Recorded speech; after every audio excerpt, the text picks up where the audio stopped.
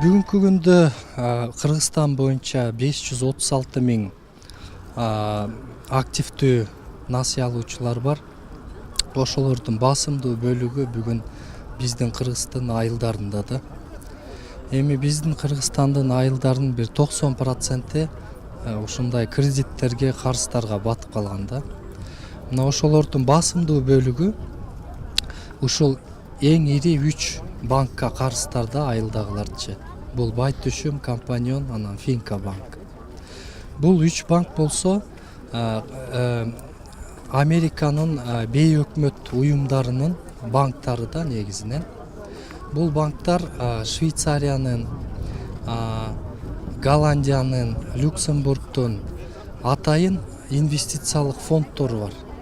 Бул кедей өлкөлөргө финансылык жактан жардам көрсөтүү боюнча.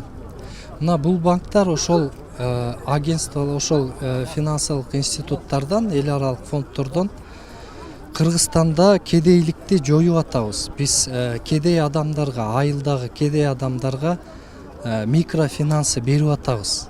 Алар коммерциялык банктан ала албаган эл ушундай микрофинансы кедей элдерге берип атабыз, аларды өнүктүрүп атабыз, алардын кедейчиликтен чыгартып атабыз деген мындай отчетторду берип, алардан акча алып атат да, эбегеси чоң суммада акчаларды алып, биздин элдерге 44%дан берип, ал жактан болсо пайызы жок, жөн эле 1% комиссия төлөп алышат. Биздин элге 44%дан беришип атат. Биздин элди ошентип айылдын элин эзип, эксплуатация кылган аз келгенсип, айылдын элинин баягы укуктук жактан багыл сабатсыз элди ушунчалык коркутуп, алардын адам укуктарын, бул ООНдун конвенцияларында, жалпы конвенцияларында жазылган адам укуктарын одоно тепселеп жатат да.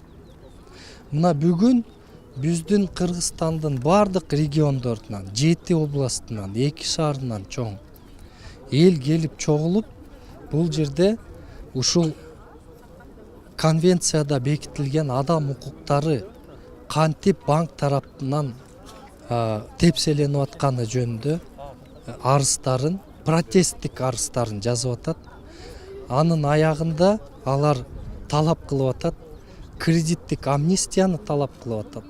Жана ушунча жылдан бери эзип, эксплуатация кылган үчүн, ошончолук моралдык доо келтирген үчүн ошого эл аралык комиссия түзүп, ошонун жыйынтыгы менен компенсация берилсин деген талапты коюп жазып атат да.